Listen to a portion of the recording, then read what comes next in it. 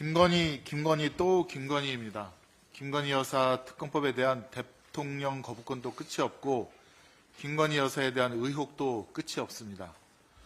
명품백 수수, 도이치모터스 및 삼부토건 주가 조작, 한남동 관저공사 수의 계약 및 무허가업체와의 계약, 순직 해병에 대한 수사 외압, 인천세관 마약 수사 외압 등 기존 김건희 여사가 개입했다는 의혹도 모자라 이제 김건희 여사가 윤 대통령과 함께 공천 개입, 공천 장사까지 했다는 의혹들이 쏟아지고 있습니다.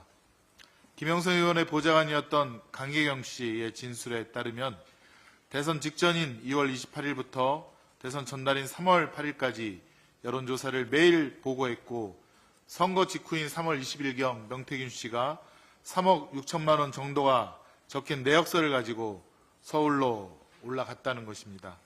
가서 돈 대신 김영선 공천을 받아 가지고 와 보궐선거에 당선된 김영선 의원으로부터 명태균 씨가 세비의 절반을 받았다는 매우 구체적인 진술이 있었고 실제 돈이 건네진 것으로 보입니다.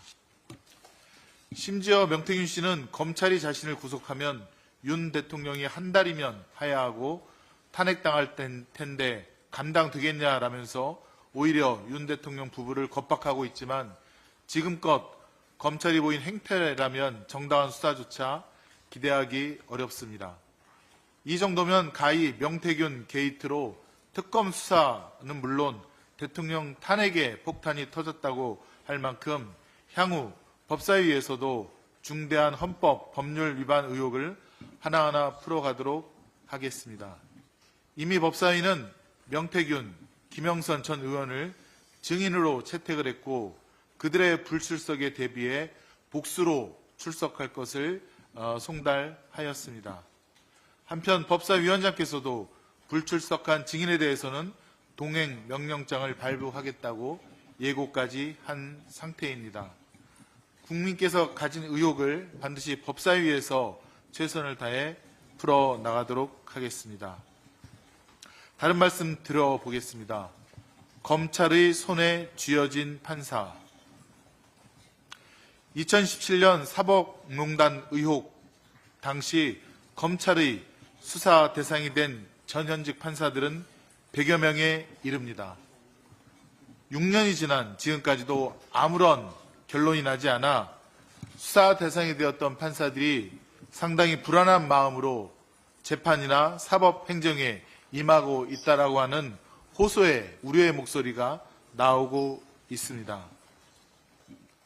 검찰은 판사들의 사건을 검찰 캐비넷에 보관하고 있는 것이고 판사 사무실에 대한 압수수색, 컴퓨터에 대한 압수수색을 통해서 얻은 자료를 아마 검찰 디넷에 보관하고 있을 것입니다. 검찰 스스로도 2019년 3월 14일 66명 판사들에 대한 비의 사실을 통보하면서 지금까지 수사 결과를 발표를 하지 않고 있습니다. 이런 판사들이 어떻게 검찰의 부당한 기소에 대해서 공명하게 또 정정당당하게 재판을 할 수 있겠습니까? 그 판사들은 경향 각지에 있으며 심지어는 수원지방법원에도 있다는 그런 제보도 있습니다.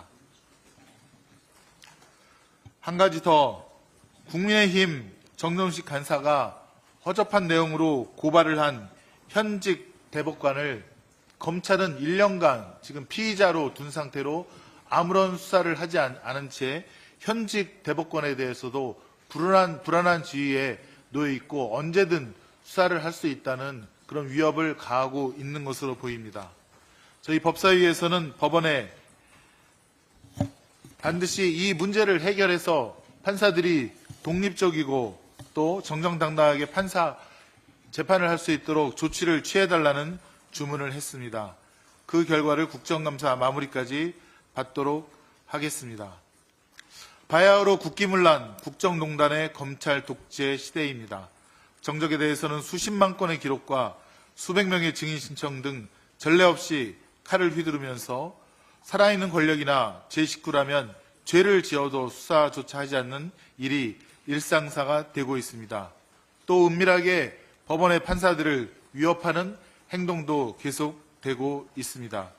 저희 법사위에서는 또 저희 민주당은 국민 여러분께서 주신 권능을 제대로 행사해서 국정에 대한 감시와 견제라고 하는 본연의 역할을 충실하게 수행할 수 있도록 최선을 다하겠습니다. 감사합니다. 네, 다음으로 김성애 부대표의 발언이